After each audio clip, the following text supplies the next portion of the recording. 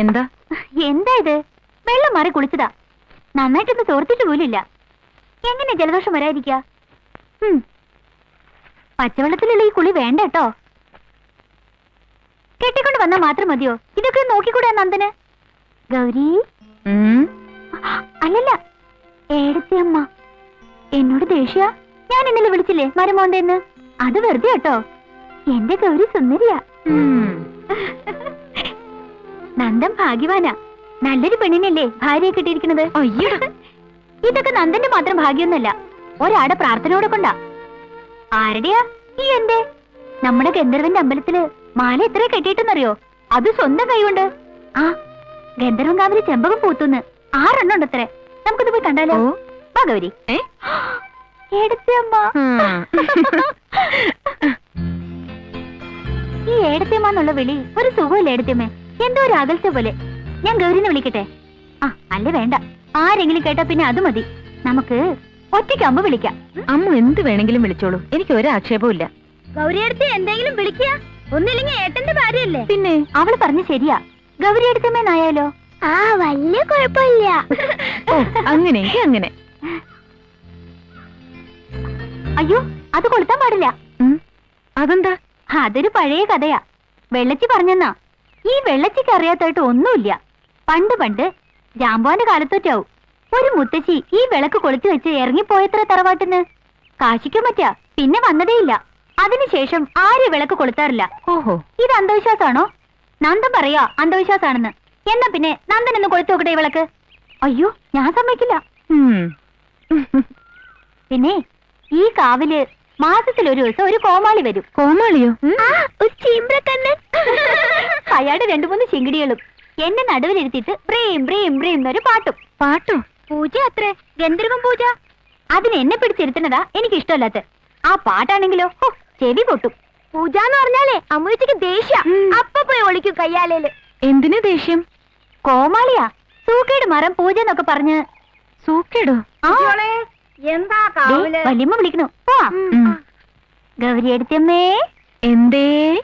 ഇവിടുന്ന് നോക്കുമ്പോഴേ ശരിക്കും പരമോൻ തന്നെ കേട്ടോ. എടി നിന്നെ.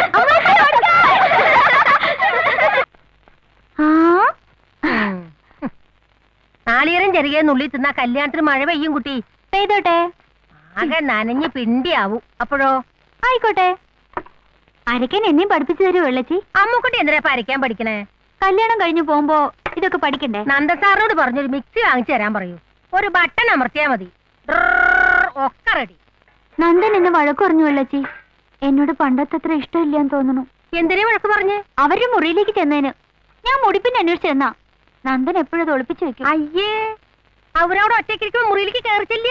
ഞാൻ പറഞ്ഞു തന്നിട്ടില്ലേ? അയ്യേ, ഈ വെള്ളച്ചി തോന്നിയാസം പറയണു. തോന്നിയാസൊന്നുമല്ല, നന്ദസാറിന്റെ കാര്യങ്ങൾ നോക്കാൻ ഇനി ആളായി. അമ്മുക്കുട്ടിയുടെ കാര്യം നോക്കിയാ മതി. നന്ദൻ കല്യാണം കഴിക്കേണ്ടിയിരുന്നില്ല. അതെ, ഇപ്പൊ കേമായേ. 2 മാസം കഴിഞ്ഞ അമ്മുക്കുട്ടിയുടെയും കല്യാണല്ലേ. ഈ ഗൗരി ഇങ്ങോട്ട് വന്നതാ ഒക്കെ പ്രശ്നമായത്. അവര് പിന്നെ എവിടെ പോവും? കല്യാണം കഴിഞ്ഞാ ഭർത്താവിന്റെ വീട്ടിലല്ലേ ഭാര്യ താമസിക്കുക. ഗൗരി എടുത്തമ്മ അവരുടെ വീട്ടിൽ പൊയ്ക്കോട്ടെ. അതെങ്ങനെയാ? പൊയ്ക്കോട്ടെ, അതിനെന്തേലും വഴി കാണാം. വേണ്ടാത് പറയണ്ട വെള്ളച്ചി.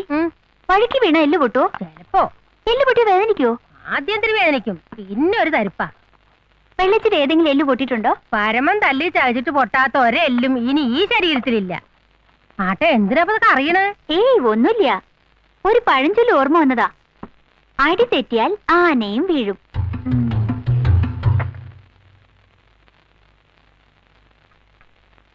ആർക്കാ? നന്ദേട്ടന്. ഇങ്ങതാ, ഞാൻ കൊടുക്കാം. വേണ്ട വേണ്ട, ഞാൻ കൊണ്ട് കൊടുത്തോളാം. എന്റെ കയ്യിൽ നിന്ന് ചായ വാങ്ങി കുടിക്കുന്ന നന്ദന് കൂടുതൽ ഇഷ്ടമെങ്കിലോ? അത് പണ്ട്. ഇപ്പൊ എന്റെ കയ്യിൽ നിന്ന് വാങ്ങി കുടിക്കുന്നതാ ഇഷ്ടം.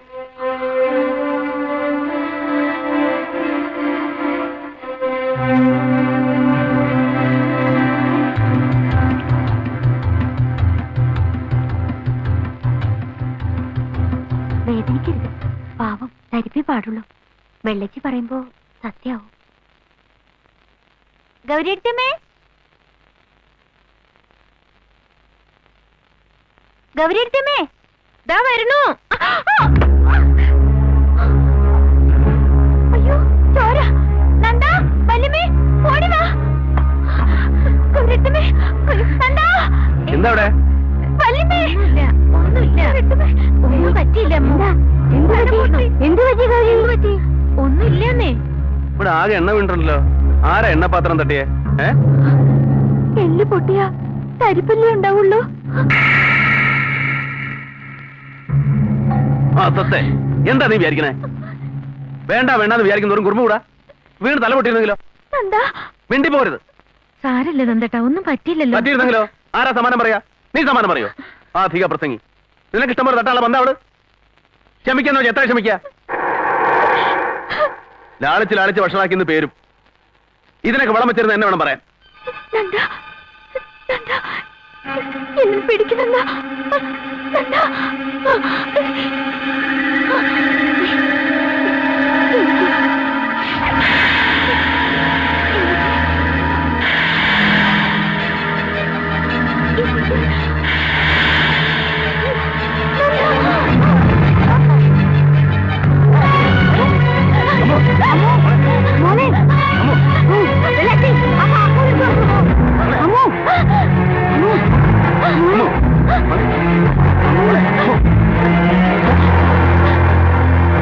ഇന്ന് മുതൽ അവളെ കെട്ടിയെടുത്തു. അന്ന് മുതലേക്ക് പണിയില്ല, ചെണ്ടയില്ല, മിണ്ടിപ്പോലും കൊല്ലുന്നില്ല ഞാൻ.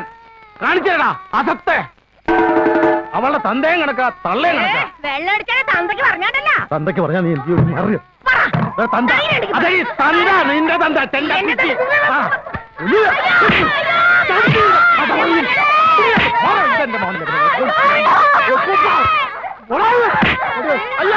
എന്നെ കൊന്നേ ഇവരെല്ലാവരും.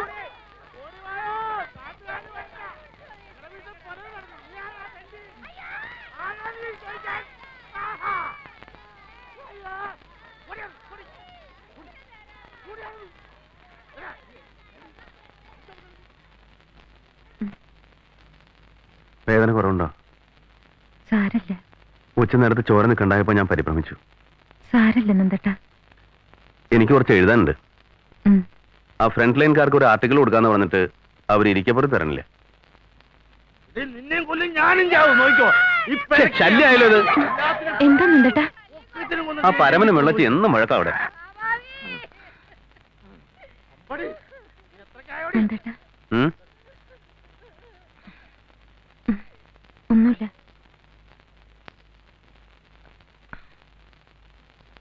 നന്ദേട്ടാ എന്താ? അമ്മൂന് കുട്ടിക്കാലം മുതലേ ഉണ്ടോ ഈ അസുഖം? കുറച്ചായി. നോർമൽ അല്ലാന്ന് ആദ്യം കണ്ടപ്പോഴേ എനിക്ക് തോന്നി. നോർമൽസി കുഴപ്പമൊന്നുമില്ല. ആര് പറഞ്ഞു നോർമൽ അല്ലാന്ന്? അച്ഛനും വേണുവിനും അറിയോ ഇക്കാര്യം? അവരൊന്നും പറഞ്ഞില്ല എന്നോട്. പറയാൻ മാത്രമൊന്നുമില്ല. മരുന്ന് കഴിക്കുന്നുണ്ട്. 4 കൊല്ലം തുടർച്ചയായിട്ട് മരുന്ന് കഴിച്ചാൽ മാറുന്ന ഡോക്ടർ പറഞ്ഞിട്ടുണ്ട്. കുറെ കാലമായിട്ട് കുഴപ്പമൊന്നുമില്ല. ഇന്നെന്തോ ഞാൻ ദേഷ്യപ്പെട്ടുകൊണ്ടായിരിക്കും. മരുന്നിന് 2 മാസം കൂടെ കഴിച്ചാൽ മതി. വേണുവിനോടും അച്ഛനോടും പറയാതിരുന്നത് ശരിയായില്ല. മനഃപൂർവ്വമല്ല, ഒക്കെ മാറുകയല്ലെന്ന് വിചാരിച്ചു. അതിനുള്ള സന്ദർഭം ഉണ്ടായില്ല. നീ ഇപ്പൊ പറഞ്ഞിട്ട് എന്താ കാര്യം? നേരത്തെ പറയായിരുന്നു, പറയേണ്ടതായിരുന്നു. എന്റെ തെറ്റ് അല്ലേ? അതുകൊണ്ട് ഇപ്പൊ ഇവിടെ എന്തെങ്കിലും സംഭവിച്ചോ? സുഖമില്ലാത്ത കുട്ടിയെ തലയിൽ കെട്ടിവെച്ചു എന്ന് പറഞ്ഞാ ആരും ഒന്നും ആരുടെയും തല കെട്ടിവെച്ചിട്ടില്ല, വെക്കണമില്ല. ഗൗരി, ഞാൻ നേരത്തെ പറഞ്ഞല്ലോ, അമ്മൂന് വേണ്ടി ഞാൻ ഇതുവരെ ജീവിച്ചത്, ഇനി ജീവിക്കുന്നതും. അപ്പൊ വേണു എന്തെങ്കിലും മുടക്കം പറഞ്ഞാൽ? വേണു മുടക്കം പറയാണ്ട് നോക്കേണ്ടത് നമ്മുടെ ചുമതലയാ. നോക്ക്, ഇത് അത്ര വലിയ മഹാരോഗമൊന്നുമല്ല. കല്യാണം കഴിഞ്ഞിട്ടാണ് ഇങ്ങനെ സംഭവിക്കുന്നെങ്കിലോ അവൻ അവളെ ഉപേക്ഷിക്കോ? ഇതങ്ങനെയല്ലല്ലോ. നേരത്തെ ഒന്ന് പറയായിരുന്നില്ലെന്ന് ചോദിക്കില്ല അവൻ? പറയാം, സാവധാനത്തിൽ പറയാം. നേരത്തെ പറയായിരുന്നു വേണ്ടിയിരുന്നു. ഞങ്ങൾ നിങ്ങളെ ചതിച്ചു, അതല്ലേ പറഞ്ഞു വരുന്നത്? അങ്ങനെയൊന്നും പറഞ്ഞില്ലല്ലോ ഞാൻ. നേരിട്ട് പറഞ്ഞില്ല, പക്ഷേ പറഞ്ഞില്ല, സൂചന ഉണ്ട്. എന്തായാലും വേണു അമ്മും തമ്മിലുള്ള വിവാഹം നടക്കണം. ഇതറിയുമ്പോ അത് നടന്നില്ലെങ്കിലോ? എന്താ, അമ്മുന്റെ കല്യാണം മുടക്കാനാണോ ഭാവം? ഞാനൊന്നും മുടക്കണില്ല നന്ദേട്ടാ. പക്ഷെ അറിഞ്ഞ സ്ഥിതിക്ക് അവനോടൊന്ന് പറയണ്ടേ? ഇനിയിപ്പോ കൊട്ടി കൊടിച്ച് വഷളാക്കണ്ട. പറയാതിരുന്നാലാ ചിലപ്പോ വഷളാവുക. എന്നാ ചെന്ന് പറയും നിന്റെ പുന്നാര അനിയനോട്. എന്നിട്ട് അവൻ ഇതിന്ന് ഒഴിയട്ടെ. എന്റെ പെങ്ങളെ മുടക്കാത്തിരക്കായിട്ട് കാലാകാലം ഇവിടെ കഴിഞ്ഞോട്ടെ. പിന്നെ എനിക്കെന്താ ഒരു ജീവിതം? ഇത്രയും കാലം ഒറ്റയ്ക്ക് കഴിഞ്ഞതല്ലേ? ഒച്ചയിടണ്ട, അതിന് മാത്രം ഞാനൊന്നും പറഞ്ഞില്ല. കൽപ്പിക്കണ്ട എന്നോട്. പറയേ, പറയാതിരിക്കേ, എന്ത് വേണച്ചു. നിനക്ക് വരുന്ന പോലെ വരട്ടെ. വേണു ഈ കല്യാണത്തിന് സമ്മതിച്ചില്ല എന്ന് വെച്ചാൽ നന്ദേട്ടാ, മധു ഇത് കഴിയണതിന് മുമ്പ് പിരിയാനാണോ നമുക്ക് യോഗം?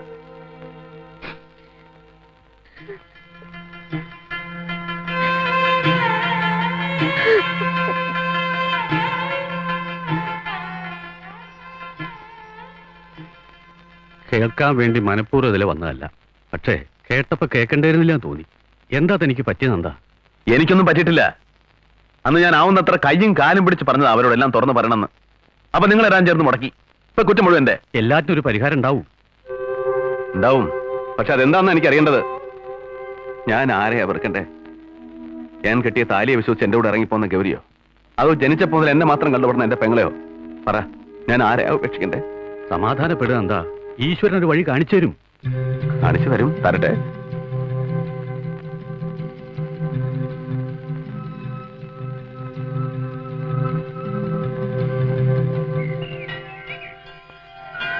ഗന്ധർവന്മാരെ,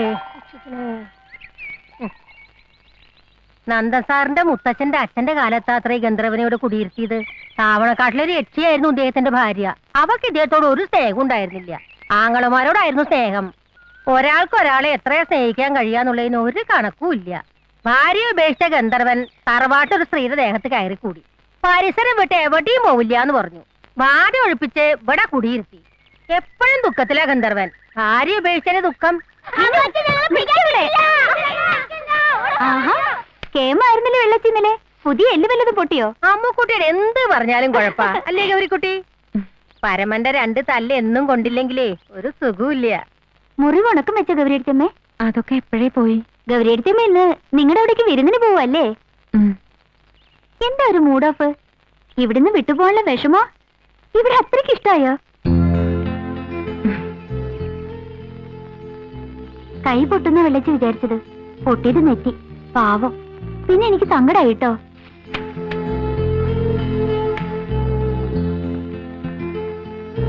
നന്ദാ, രാഹുകാലത്തിന് മുമ്പ് ഇറങ്ങിക്കോളാൻ പറഞ്ഞു വല്യമ്മ. ഇതെന്താ കൊണ്ടുവന്ന പെട്ടി അപ്പാടെ തിരിച്ചുകൊണ്ടു പോവാ? അപ്പൊ ഇനി ഇങ്ങോട്ട് തിരിച്ചു വരാനുള്ള പരിപാടിയൊന്നും ഇല്ലേ?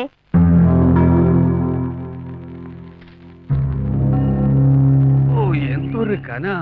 6 മുടിയുടെ കന മുടിയാറായെന്ന നമ്പൂരി പറയാ. ഒന്നുമില്ല, ഇതൊരു കഥകളിക്കഥയാ. വേണ്ട, വേഗം എത്തണം കേട്ടോ.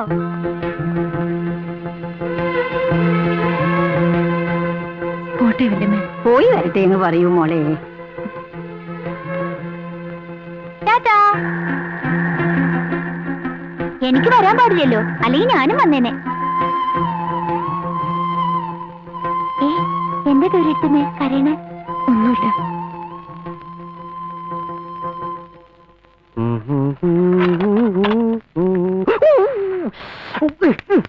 വിഡി, വെള്ളം തിളയ്ക്കുമ്പോ പാത്രം പൊള്ളൂന്നറിയാത്ത വിഡി. ഇതും കൂടി അറിയില്ലേ പിന്നെ നീ എങ്ങനെയാ ഒരു കുടുംബം പുലർത്താൻ പോണത്? എന്താ? കൈ പൊള്ളിയതാ. ഇങ്ങടുത്താ, ഞാൻ ഉണ്ടാക്കാം. നീ ഉമ്മർത്ത് പോയിരിക്കും. നന്ദേട്ട ഒറ്റയ്ക്ക് അവിടെ. ചൂടുണ്ട് ചൂടുണ്ട് ചൂടുണ്ട്. അതെനിക്കറിയില്ലേ. ആ, ഇവിടെ ഇപ്പൊ ഞങ്ങക്കിത് ശീലോ.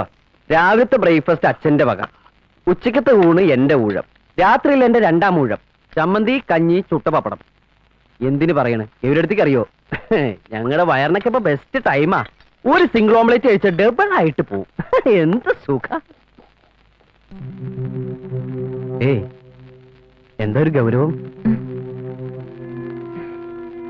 ഗൗരവോ? എന്ത് ഗൗരവം? ഗൗരവൊന്നുമില്ല. യാത്രയൊക്കെ കഴിഞ്ഞ് വന്നല്ലേ, നന്ദേട്ടന് വിശക്കുണ്ടാവും. ഞാൻ വിളിക്കാം.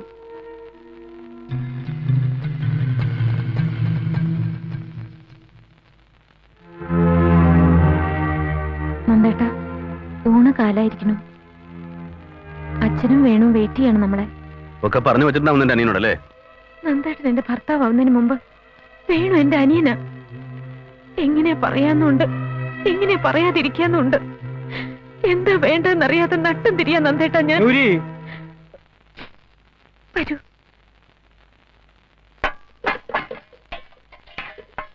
എന്റെ പ്രിപ്പറേഷനാ, എങ്ങനെയുണ്ടെന്ന് നോക്ക്. ഗൗരിയും കൂടി ഇരിക്കൂ. നിങ്ങളുടെയൊക്കെ കഴിയട്ടെ. മോഡേൺ പെയിന്റിങ്സിനെ കുറിച്ച് നന്ദേട്ടൻ എഴുതിയ ആർട്ടിക്കിൾ ഞാൻ വായിച്ചു. മനോഹരായിരുന്നു. രവിവർമ്മയുടെ കളർ സെൻസിനെ കുറിച്ച് അറിയാത്തവരാ ഇവിടെ വെസ്റ്റേൺ പെയിന്റിങ്സിനെ കുറിച്ച് ഘോരം പ്രസംഗിക്കുന്നത്. ഡാലിയും റംബ്രാൻഡും വാൻഗോഗും ഒക്കെ ഇവർക്ക് മന്ത്രം പോലെയാ. അതിനപ്പുറത്തുള്ളവരെ കുറിച്ച് ഒന്നും അറിയില്ല. നിങ്ങൾ ഇങ്ങനെ ചോറിന്റെ മുമ്പിൽ സംസാരിച്ചിരുന്നാലോ? ഊണ് കഴിക്കേ. പ്രൊഫസർക്ക് ഇനി 2 മാസം കൂടി ഉള്ളൂ. അത് കഴിഞ്ഞാൽ പിന്നെ എനിക്ക് ജോയിൻ ചെയ്യാം. ഒരു ജോലി അത്ര വലിയ പ്രശ്നമൊന്നുമില്ല. അന്നേ ഞാൻ പറഞ്ഞല്ലേ. ഈ ജോലിയും അത്ര പ്രശ്നമൊന്നുമല്ല. 2 മാസം വെയിറ്റ് ചെയ്താൽ മതി. ആ, ഗൗരവടുത്തി പുഷ്പടുത്തി കണ്ടിരുന്നു നാള്. ഭയങ്കര പരിഭവത്തിലാ, കത്ത് എഴുതിയില്ല എന്നും പറഞ്ഞ്. നന്ദേട്ടാ, പുഷ്പേച്ചിയും ഇയാളും കൂടി ഒരു പണി ഒപ്പിച്ചു. പണ്ടാ പറയട്ടെ നന്ദേട്ടനോട്.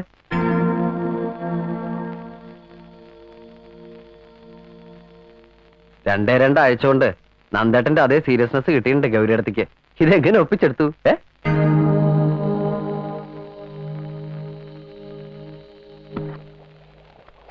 ഗൗരിയെടുത്തി, ആഹാ, ഇന്നലെ എത്തിയില്ലേ? ഇതാ, ഇന്ന് 20 പാൽ അധികം വേണമെന്ന് പറഞ്ഞയച്ചിരുന്നു. അമ്പലത്തിൽ പോണ വഴിയല്ല രാധേ? അല്ല, ഇത് കൊണ്ടുതരാൻ വന്നാ. 30 തിങ്കളാഴ്ചയല്ലേ ഇന്ന്? മംഗല്യഭാഗ്യത്തിന് നീ നോയമ്പെടുത്തിരുന്നതല്ലേ? 21 തിങ്കളാഴ്ച കഴിഞ്ഞപ്പോ? ഇല്ല, 14 നിർത്തി. ഭഗവതി പറഞ്ഞു മതിയെന്ന്. അത് പോട്ടെ, ഗൗരിയെടുത്തിന്റെ വിശേഷങ്ങൾ എന്തൊക്കെയുണ്ട്? എന്ത് വിശേഷ രാധേ? ഗൗരിയെടുത്തിന്റെ വർത്തമാനം കേൾക്കാനാ ഞാൻ തന്നെ രാവിലെ വന്നത്. പറയൂ. പറയാനുള്ളത് ഒരു യക്ഷിയുടെയും ഗന്ധർവന്റെയും കഥയാ. അത് പറഞ്ഞ നിനക്ക് മനസ്സിലാവില്ല. ഇത്ര ഉത്സാഹം ഇല്ലാണ്ട് ഗൗരിയെടുത്തി ഞാൻ കണ്ടിട്ടേ ഇല്ലല്ലോ. എന്താ ഗൗരിയെടുത്തി, വല്ല പ്രശ്നവും? അതാണ് അറിയാത്തത്. പ്രശ്നം ഉണ്ടെന്നറിഞ്ഞ സങ്കടപ്പെടാം, ഇല്ലെന്നറിഞ്ഞ സന്തോഷിക്കാം. ഉണ്ടോ ഇല്ലയോ എന്നറിയാത്ത അവസ്ഥയാ കഷ്ടം. വേണു എണീക്കാറായിട്ടുണ്ടാവും. ഞാൻ അവന് ചായ കൊണ്ട് കൊടുക്കട്ടെ?